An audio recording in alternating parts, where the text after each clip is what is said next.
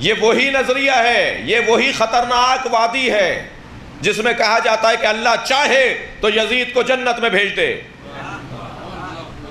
یہ وہی وادی ہے خطرناک۔ ہم اس نظریے کو نہیں مانتے۔ ہم جب اللہ کو مالک اور مختار مانتے ہیں تو اللہ کو عادل بھی مانتے ہیں۔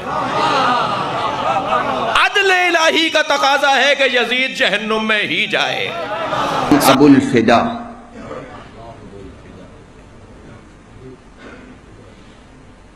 انہوں نے ایک مقام پہ لکھا ہے کہ ایک مرتبہ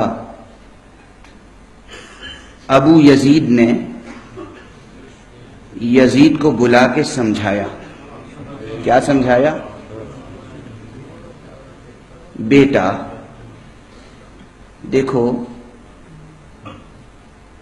لوگوں کے سامنے دن دہاڑے شراب نہ پیا کرو، یہ سب خواہشات نفس کی تکمیل رات میں کر لیا کرو۔ ایک غیرت مند عام جاہل مسلمان دینی تربیت کے لیے کیا یہی نصیحت کرے گا؟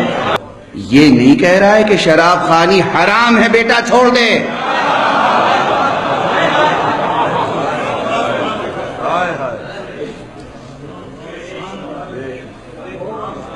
توجہ ہے؟ یوں بولو بھائی، اللہ تعالیٰ حضرت حسین کے قاتلوں پر 100 مرتبہ لعنت فرمائے۔ نام لینے کی ضرورت نہیں ہے، کیونکہ تاریخ میں بہت کچھ الٹا پلٹا کر کے مسخ کر کے پیش کیا گیا ہے۔ اور اگر کسی عالم کی تحقیق ہے کہ یزید کو لعنت اللہ علیہ کہا جائے تو وہ اگر اپنی تحقیق پہ مطمئن ہے تو ان کو کہنے دو، ان کو بھی ملامت کرنے کی ضرورت نہیں۔ ہم تو لوگوں کو اپنا موقف بتا رہے ہیں کہ بھائی ہمارے سامنے چونکہ ثابت نہیں ہوا اس لیے ہم احتیاط کر رہے ہیں۔ اچھا تو بالکل نہیں کہیں گے، ٹھیک ہے نا، اتنا، کیونکہ اگر بالفرض شریک ہوا اور قیامت میں اللہ نے پوچھ لیا کہ تم نے اس کو رحمت اللہ علیہ کیوں کہا، اس کا جواب دو، تو ہمارے پاس کوئی جواب نہیں ہوگا، پکڑے جائیں گے ہم، کیونکہ حضرت حسین جو نبی کے نواسے ہیں ان کا معاملہ معمولی درجے کا نہیں ہے، بڑا نازک مسئلہ ہی ہے۔ 60 ہجری میں یزید تخت نشین ہوا۔ یزید بدکار شخص تھا، ابن اسیر اور دیگر بڑی بڑی معتبر کتب تواریخ میں اس کے سیاہ کارناموں کے تذکرے موجود ہیں۔ وہ زانی تھا، شرابی تھا، مسلمانوں کا قاتل تھا۔ بنت عنب کے ساتھ شہر مکہ اور شہر محبوب مدینہ الرسول میں جو اس کی بدمعاشیاں ہیں ان سے کون بے خبر ہے۔ اس نے شہر مکہ میں بیٹھ کے شراب پی، اور حضرت امام حسین رضی اللہ تعالی عنہ جب گزرے تو اس نے ایک جام بڑھاتے ہوئے نواسہ رسول کے آگے پیش کرتے ہوئے کہا کہ اس کو پی لو، کہ قرآن نے یہ نہیں کہا کہ شرابیوں کے لیے خرابی ہے، بلکہ قرآن نے تو کہا نمازیوں کے لیے خرابی ہے، لہٰذا یہ شراب کا جام لے لیجئے اور اس کو نوش کر لیجئے۔ حضرت امام حسین الیاس باللہ کہتے ہوئے آگے گزر گئے۔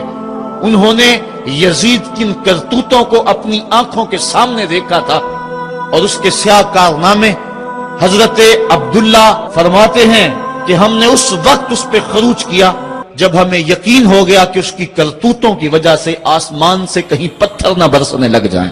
یزید ایک ظلم کی داستان ہے۔ 3 بر اعظم پہ حکومت، 39 سال کی عمر میں مر گیا کہ 42 سال کی عمر۔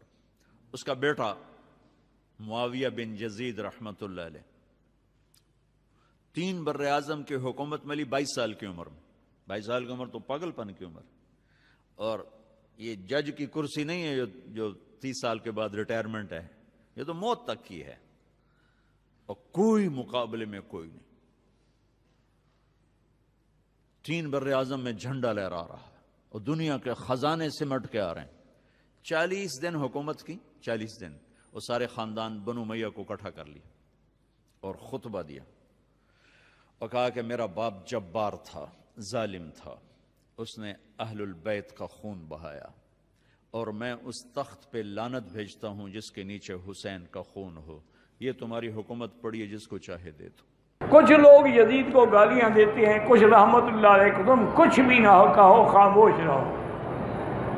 امام ابو حنیفہ رحمت اللہ علیہ نے یہی فرمایا ہے کہ توقف کرو یزید کے معاملے میں، نہ لانتے بھیجو اور نہ اس کو رحمت اللہ علیہ بناؤ۔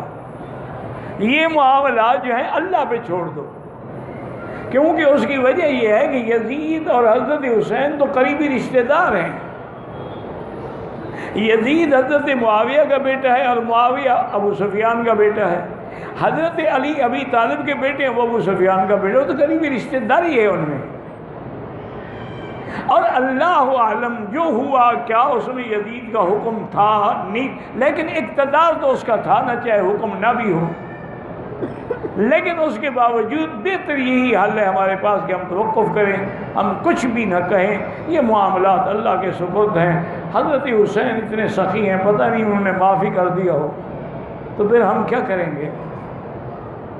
حجاج ابن یوسف جیسا ظالم، جس کا لقب ہے ظالم هذه الامہ، حضور کی امت کا سب سے بڑا ظالم، جس نے صحابہ کو پھانسیوں پہ لٹکایا.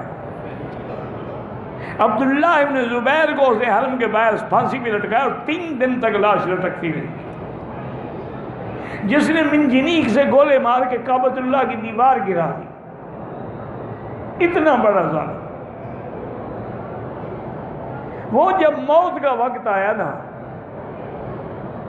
تو اپنی داڑھی پکڑی اور کہنے لگا کہ یا اللہ، آج تیری زمین پر کوئی بندہ نہیں ہے جو کہے کہ حجاج بھی بخشا جائے گا، لیکن میں تیری رحمت سے نا امید نہیں ہوں. اس کا یہ حال تھا.